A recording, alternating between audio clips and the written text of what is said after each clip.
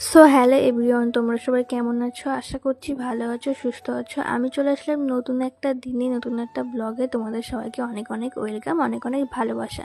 তো দিনটা ছিল 7ই সেপ্টেম্বর, রবিবার। তো সকাল সকাল ঘুম থেকে উঠে প্রথমে আমি ঘরটা ঝাড় দিয়ে ঘরটা মুছে নিয়েছিলাম। তারপর কিন্তু আমি বাইরে চলে এসেছিলাম, ব্রাশটা করে মুখটা ধুয়ে ফ্রেশ হয়ে নিয়েছিলাম।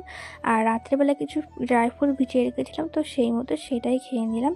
তারপর কিন্তু এখানে কিছু জামা কাপড় বের করে নিয়েছিলাম আমার আর বরের, তো সেইগুলো কেচে কুচে স্নান টান করে একেবারে পুজোটা দিয়ে নিয়েছিলাম। তারপর কিন্তু আমি চলে এসেছি ঘরের মধ্যে, ঘরের বিছানাটা তুলতে, কারণ বর ঘুমিয়েছিল, ওকে আর ডাকিনি। ও যেহেতু রাত করে এসছে বাড়িতে, তার জন্য ওকে আর ডাকিনি। তো তারপর কিন্তু ও উঠেছিল, তখন কিন্তু বিছানাটা তুলে নিয়েছিলাম। আর মা কিন্তু সকালবেলা ভাত বসিয়ে দিয়েছিল। তো এখানে ভাত আছে, আর এখানে চাল কুমড়ো ভাজা, আলু ভাজা আর ডাল। তারপর কিন্তু বরমাসাকে ওখানে খেতে দিয়েছিলাম। ও খাওয়া দাওয়া করে কিন্তু বাজারে চলে গেছিলো বাজারে করতে। তারপর কিন্তু আমিও খেতে বসে পড়েছি। আমি আর আমার শাশুড়ি মা আর শ্বশুরমশাই খাওয়া হয়ে গেছে। তো এখানে কিন্তু আমি চলে এসেছি ফ্রিজটা পরিষ্কার করার জন্য। ফ্রিজটা কিন্তু প্রচুর পরিমাণে নোংরা হয়েছিল। তো যাই হোক, তারপর কিন্তু ফ্রিজটা ভালো করে পরিষ্কার করে নিচ্ছিলাম। আর এখানে আমার ফ্রিজ পরিষ্কার করা হয়ে গেছে। আর তার মধ্যে কিন্তু বরমাসায় নিয়ে এসছে বাজার। তো সবজিগুলো ফ্রিজের মধ্যে রেখে দিলাম।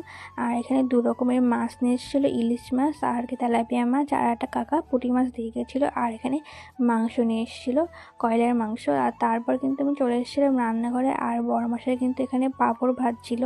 তো তারপর কিন্তু বরমাসের পাঁপড় ভাজা হয়ে যাওয়ার পর কিন্তু আমি চলে এসেছি মাংস রান্না করতে। আর মাংসটা রান্না করব, শুধু অন্য তরকারি করবো না, কারণ মাংস রান্না করলে অন্য তরকারি কেউ খেতে চায় না। এই মতো ভালো করে মাংসটা কষিয়ে নিয়ে জল দিয়ে ফুটে উঠলে কিছুক্ষণ পর কিন্তু গরম মশলা দিয়ে নামিয়ে নিয়েছিলাম। তারপর কিন্তু সবার জন্য এখানে ভাত বেড়ে নিয়েছিলাম। সবাই মিলে কিন্তু ভাত খেতে বসে পড়েছিলাম। তো খাওয়া দাওয়া করে মেজে ধুয়ে তারপরে কিন্তু এখানে ফল কেটে নিয়েছিলাম, এখানে মৌসুমি লেবু আর একটা আপেল। তো যাই হোক, আজকের ভিডিওটা আমি এই অবধি রাখছি। ভিডিওটা ভালো লাগলে একটা লাইক করে পেজটাকে ফলো করে দিও, আর ইউটিউব থেকে দেখে থাকলে একটা সাবস্ক্রাইব করে দিও। আজকের মতন টাটা।